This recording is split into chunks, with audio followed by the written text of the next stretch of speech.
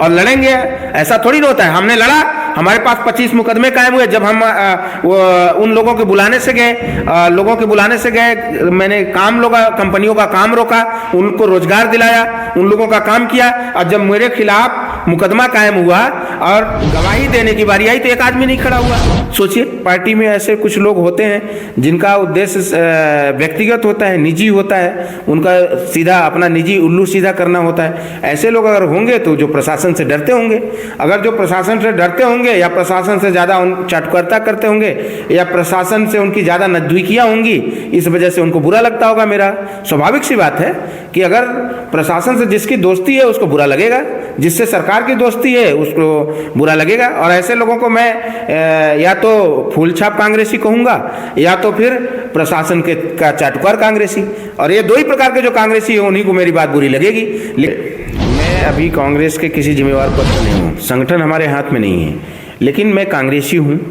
As a कांग्रेसी मैंने लगातार लड़ाई लड़ी है और इसकी वजह से पूरी सिंगरौली जानती है कि आज हमारे पास कम से कम 20 से 25 मुकदमे कायम हैं। लगातार हमारे ऊपर जानलेवा हमला हुआ और लगातार इसके बावजूद भी मैं लड़ाई लड़ रहा हूँ। बेरोजगारी की भी लड़ाई, कम से कम बेरोजगारी की लड़ाई लड़ते हुए, लोगों के रोजगार के लिए लड़ाई लड़ते हुए हमारे ऊपर कम से कम 10 से 12 मुकदमे कायम हैं। तो अपोजिशन में होने के नाते जो हमारा काम है वो काम हम कर रहे हैं। अगर किसी को लगता है, अगर कोई ऐसा कहता है कि मैं भड़काऊ भाषण देता हूं, तो अगर मैं भड़काऊ भाषण देता तो 25 मुकदमे हमारे ऊपर कायम होने के बावजूद मैं जेल में होता। पावर थर्मल प्लांट से घिरा हुआ है और इसे ऊर्जाधानी क्षेत्र के नाम से जाना जाता है। लेकिन अगर बात करें वहीं पर दूसरी ओर, तो यहाँ बेरोजगारी एक अहम मुद्दा बन गई है। राजनेता जब भी चुनाव आता है तो ये जाते हैं और द्वारों पर लोगों को आश्वासन देते हैं कि रोजगार दिलाएंगे, और इन्हीं सभी मुद्दों को लेकर आज हम भास्कर मिश्रा जी, जो कांग्रेस पार्टी के नेता हैं, हम इनसे बात करेंगे आखिर क्या मुख्य वजह रही कि यहाँ इतनी सारी कंपनियां होने के बाद भी युवा बेरोजगार। यहाँ एक जब राजनीतिक पार्टी चुनाव होता है तो बहुत सक्रिय रहती हैं और वहाँ पे जाती हैं और एक ही शब्द बोलती हैं कि आप हमें जिताएं, वोट दें, हम विकास करेंगे, रोजगार देंगे। लेकिन चुनाव के बाद, जीतने के बाद कहीं ना कहीं ये सारी बातें जो हैं रखी रह जाती, क्या कहेंगे? सबसे बड़ी बात यह है कि जितने जो लगातार यहाँ पे भारतीय जनता पार्टी के जनप्रतिनिधि चुने जा रहे हैं और भारतीय जनता पार्टी ऐसे लोगों को टिकट दे करके जिता रही है, क्योंकि एक उसने माइंड सेटअप बना दिया है लोगों का, एक नरेशन बना दिया है कि बीजेपी को वोट देना है, व्यक्ति को नहीं। और भारतीय जनता पार्टी ऐसे व्यक्तियों को वोट अपना जनप्रतिनिधि के लिए खड़ा करती है, उनको टिकट देती है जिनकी औकात चपरासी बनने की भी नहीं रहती। उनका व्यक्तिगत कोई ना तो जनाधार रहता है, ना उनका कोई लक्ष्य है कि वो राजनीति में आए किस लिए हैं, और ना तो उनका ऐसा कोई विजन है कि हम अपने क्षेत्र को किस ओर ले जाएंगे। ऐसे लोगों को ही भारतीय जनता पार्टी जनप्रतिनिधि के रूप में खड़ा करती है। और दुर्भाग्य यह है कि जिस तरीके से इस समय जो है जनता सिर्फ बीजेपी का फूल देखती है, यानी फूल है तो वो बिल्कुल कह लीजिए जिसको कहते हैं कि अंधरिया के वोट दे देना, तो उसी तरीके से वोट दे रही है।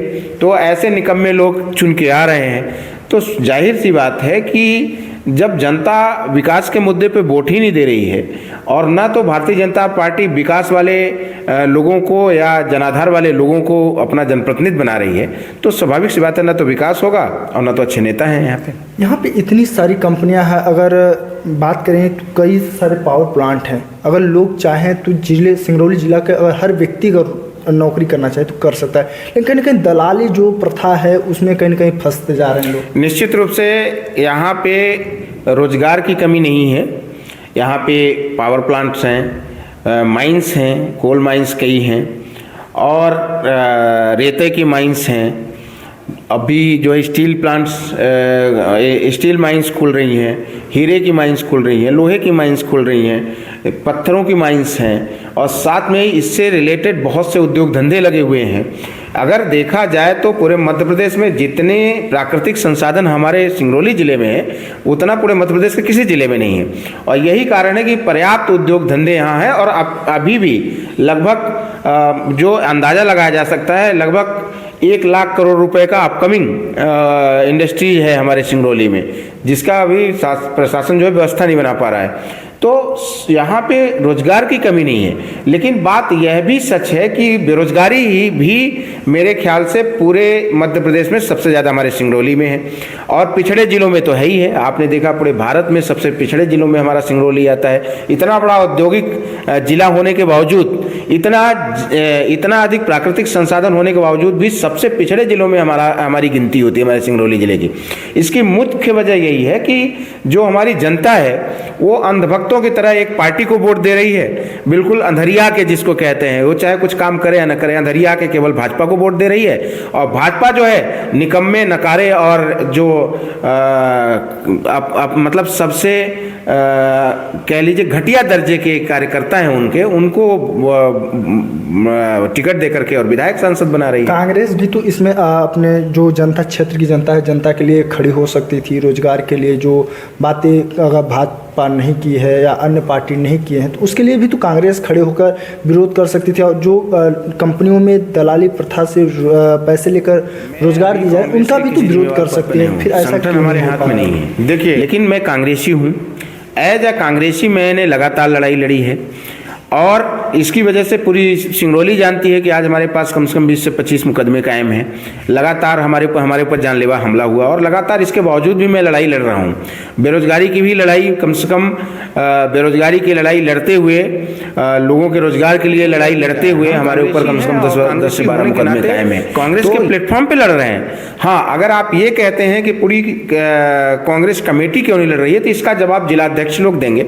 आपको जिलाध्यक्ष महोदयों से पूछना चाहिए। हमारे कांग्रेस पार्टी में 2 जिलाध्यक्ष हैं, और ये सवाल का जवाब वही देंगे कि अगर आपको ऐसा लगता है। हालांकि मुझे ऐसा नहीं लगता, कांग्रेस अपनी लड़ाई लड़ रही है। चर्चाएं ये भी रहती हैं कि जो आप जिस प्रकार से भड़काऊ बातें करते हैं, इससे कहीं न कहीं आपके पार्टी पर भी असर पड़ता है। इसको पार्टी पर क्या असर पड़ता है? मैंने कौन सा ऐसा भड़काऊ भाषण दिया? क्या मैंने धार्मिक उन्माद फैलाया? क्या मैंने जातीय उन्माद फैलाया? क्या मैंने किसी को अभद्र भाषा का प्रयोग किया? नहीं, मैंने तो प्रशासन को बोला जो हमारा काम है, और मैंने सत्ताधारियों को बोला जो कि हमारा काम है। मैंने कंपनियों को बोला जो कि हमारा काम है। अगर कोई ऐसा कहता है कि मैं भड़काऊ भाषण देता हूं, तो अगर मैं भड़काऊ भाषण देता तो 25 मुकदमे हमारे ऊपर कायम होने के बावजूद भी मैं जेल में होता कि नहीं होता?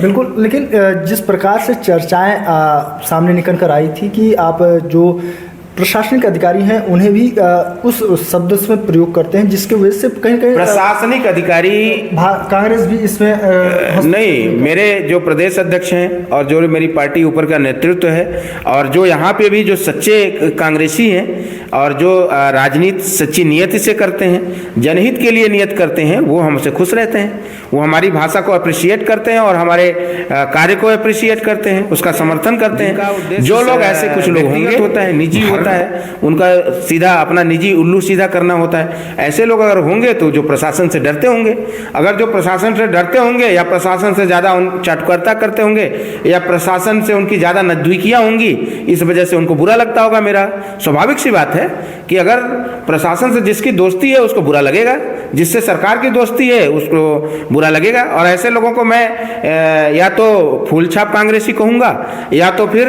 प्रशासन का चाटुकार कांग्रेसी। और ये 2 ही प्रकार के जो कांग्रेसी है उन्हीं को मेरी बात बुरी लगेगी। और जो कांग्रेस के संविधान को समझता है वो कभी भी हमारी बात को बुरा नहीं मानेगा, और न तो हमारा विरोध करेगा बल्कि हमारा साथ देता और देते हैं लोग। कांग्रेस पार्टी ने भी कई ओबी कंपनियों में धरना प्रदर्शन किए रोजगार को लेकर, लेकिन फिर भी कहीं न कहीं वो ऐसी क्या बात हुई कि रोजगार युवाओं को उस तरह से नहीं मिल पाए? और वो उस देखिए, मेरा आपको बता दूं कि हम अपोजिशन में हैं, हमारी पार्टी अपोजिशन में। कांग्रेस पार्टी का काम रोजगार दिलाना नहीं है। अगर इसके बावजूद भी कोई दिला देता है तो ये बड़ी बात है, समझ रहे हैं? अगर इसके बावजूद भी किसी के प्रयास से 2-4 रोजगार भी मिल जाता है तो ये बहुत बड़ी बात कही जाएगी, छोटी मोटी बात नहीं कही जाएगी। क्योंकि रोजगार दिलाना सत्ताधारियों का काम है। क्या भाई वोट जनता किस आधार पे दी? आपने ही कहा कि जब वोट मांगने जाते हैं तो कहते हैं कि रोजगार हम दिलाएंगे, हम क्षेत्र का विकास करेंगे। ये कांग्रेस भी बोलती, भाजपा भी बोलती, लेकिन लोगों ने वोट किसको दिया? भाजपा को दिया। यानी रोजगार दिलाने का और क्षेत्र का विकास करने की जिम्मेवारी किसको दी? जिन लोगों ने, जनता ने किसको दी? भाजपा को दी। तो ये जिम्मेवारी किसकी बनती है रोजगार दिलाने की? भाजपा की बनती है। तो अगर रोजगार लोगों को नहीं मिल रहा है तो इसकी भी जिम्मेवारी किसकी है? भाजपा की है।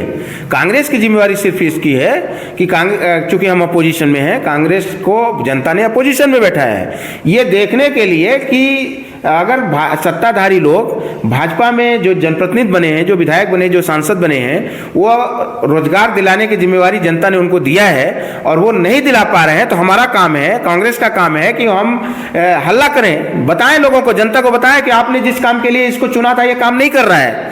ये काम हम लोग कर रहे हैं। जो हमारा धरना हुआ, प्रदर्शन हुआ, इसका प्रतीक है कि हम लोग लगातार जनता को बता रहे हैं कि जिसके लिए आपने विधायक चुना है वो काम नहीं कर रहा है, विधायक कुछ और काम कर रहा है। विधायक को आपने चुना था रोजगार दिलाने के लिए, सांसद को चुना था आपने रोजगार दिलाने के लिए, मंत्री को चुना था आपने रोजगार दिलाने के लिए, लेकिन ये लोग रोजगार न दिला करके महिला बाल विकास अधिकारी राजेश राम गुप्ता को बचाने में लगे हैं, जो कि यहाँ के डीएमएफ का पैसा खा गया। और आपने ये इसलिए चुना था, जनता को हम बता रहे हैं, लगातार बता रहे हैं, हमारी पार्टी बता रही है विपक्ष की भूमिका निभाते हुए कि आपने ये विधायक को चुना था, सांसद को चुना था, मंत्रियों को चुना था कि डीएमएफ का पैसा बचा के उस डीएमएफ का पैसा को सिंगरौली में लगाया जाएगा। इसी मुद्दे पर जनता ने वोट दिया था। लेकिन ये लोग क्या कर रहे हैं? भारतीय जनता पार्टी की सरकार और भारतीय जनता पार्टी के विधायक और सांसद क्या कर रहे हैं? ये लोग यहाँ के डीएमएफ के पैसों को उत्साहित करके, मंत्रियों का चाटकारिता करके और मुख्यमंत्री का चाटकारिता करके कहीं उज्जैन भिजवा रहे हैं, तो कहीं छतरपुर भिजवा रहे हैं, तो कहीं दिल्ली जा रहा है, तो कहीं बनारस जा रहा है। जबकि यहाँ घर वही हाल है कि घर का लड़का गोही चाटे, मामा खाया मावट, वही हाल है। मतलब घर में आज आप देखिए, हमारे सिंगरौली विधानसभा की बात कर ले, जो नगर निगम से सटी हुई विधानसभा है, शहरी विधानसभा है, उसमें आप देख लीजिए अभी कम से कम 30% गांवों में बिजली नहीं पहुंची है। आप रोड नहीं है, कोई इंफ्रास्ट्रक्चर नहीं है, लेकिन डीएमएफ का पैसा हमारा जो है मुंबई जा रहा है, दिल्ली जा रहा है। अब इसमें ये बताइए, अभी जो क्या जिस प्रकार से भर्तियाँ चल रही हैं, यहाँ काफ़ी भ्रष्टाचार हो रहा है, इनके विपक्ष में क्या कांग्रेस पार्टी खड़ा होगी? जनता जो युवा है रोजगार के लिए अभी दौड़ रहे हैं, लोगों के साथ दलालों के उसमें फेरे में पड़ रहा है, इनके लिए आप कैसे करेंगे फिर कांग्रेस? देखिए, अगर बेरोजगार हमारे पास आते हैं, बोलते हैं भैया हमारी लड़ाई लड़िए, तो हम लड़ेंगे। हम बुला के नहीं लड़ेंगे, क्योंकि ये हमारी जिम्मेवारी नहीं है। ठीक है, हम लोगों को बुला करके अपना पैसा लगा करके हम भीड़ इकट्ठा करें, फिर जा करके रोजगार दिलाएं, तो ऐसा कौन करेगा बताइए? अब फिर आप वोट बीजेपी को दो, हिंदू मुसलमान पे वोट दो, धर्म पे वोट दो, नरम पे वोट दो, मतलब जो किसी फालतू की चीजों पर बीजेपी चूतिया बनाती रहे हो आपको और बनते रहो आप, तो फिर उस पर आप वहां वोट दो। हम क्यों जाएं आपको रोजगार दिलाने? बताइए ना। आप हमारे साथ खड़े भी नहीं होंगे।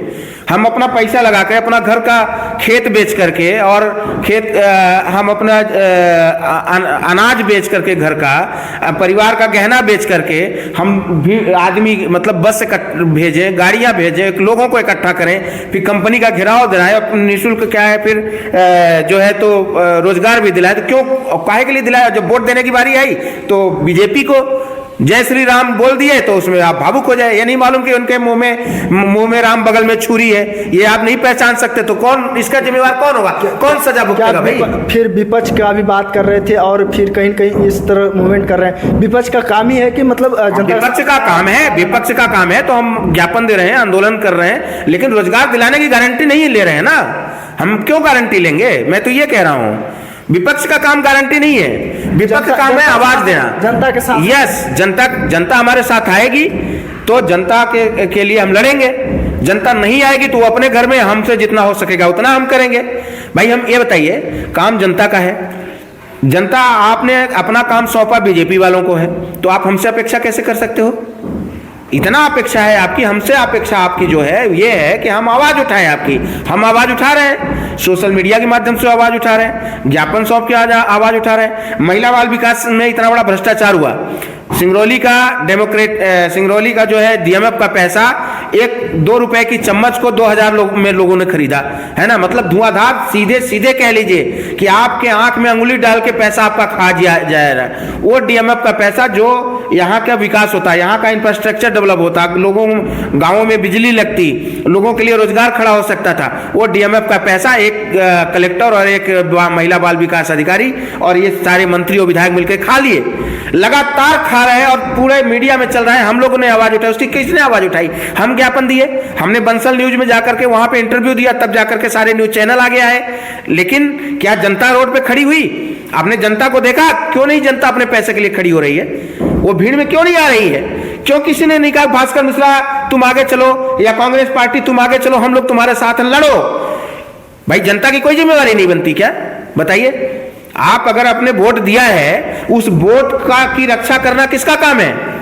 विपक्ष का काम है। और विपक्ष का हथियार कौन है? विपक्ष का हिस्से की ताकत कौन है? जनता है। जब आप मुझे ताकत ही नहीं दे रहे हो तो मैं कैसे लड़ूंगा आपके लिए? कैसे लड़ूंगा?